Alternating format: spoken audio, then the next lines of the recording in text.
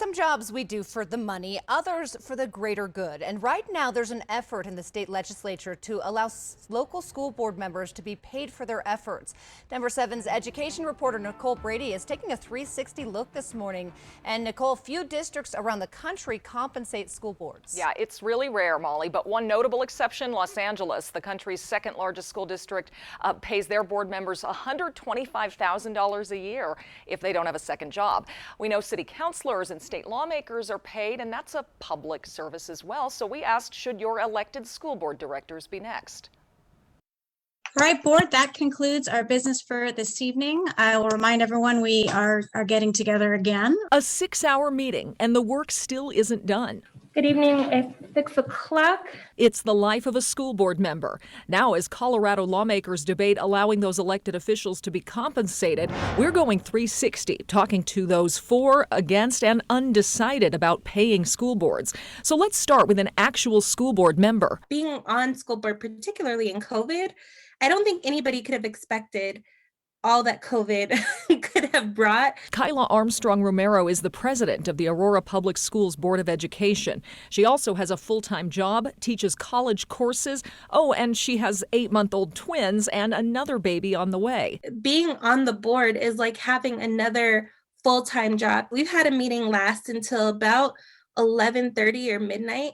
We have to prepare and read so much material, sometimes pages, hundreds of pages of things. And of course, your constituents expect for you to be available and responsive. And I think that there is already a perception from people that school board members are paid. Armstrong Romero feels some stipend or salary would open up board service to more people in one of the Metro's most diverse communities. I would love to see more parents of students on the board, which I know is difficult. However, just the diversity is so important. Bill sponsor, State Senator BRITTANY PETTERSEN, believes boards that reflect their communities have a direct impact on student success. They'll be making decisions that are taking into account the struggles that most people are going through and make decisions that are much more relevant. While she believes compensating board members will help diversify boards, the idea is not to make this a salaried position.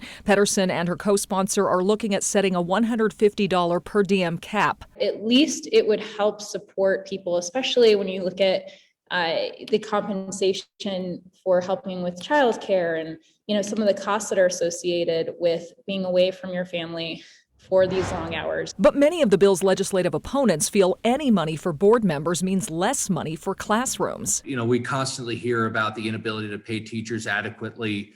And this would be just yet another thing that's taking money out of the classroom, out of an educational experience, and putting it toward, essentially politicians or elected bureaucrats. Then there's the question of whether money corrupts motives. Castle Rock parent Nate Ormond tried to recall 4 of his district's board members earlier this year because he didn't agree with their decisions delaying in-person learning. But he still respects their volunteer service. In general, if you're looking at someone who's not paid, you can be pretty clear that their agenda is more likely to be that of a servant leader, a true volunteer who's trying to make their community better in whatever capacity that is. The Colorado Association of School Boards isn't taking a position on the bill, but points out that school boards have evolved to take on more responsibility. School districts are often the largest employer in their communities.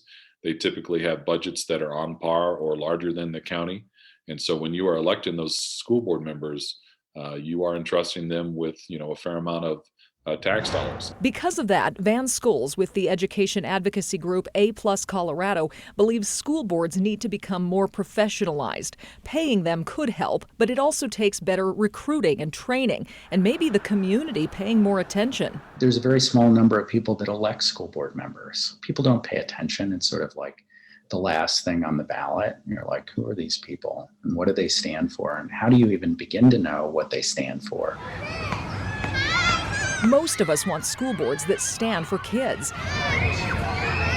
In the end, not everyone who cares deeply about kids will have a chance to serve on a school board, but many who are already serving would be there paid or not. We're volunteering our time because we care about kids, we care about education, and it's our community.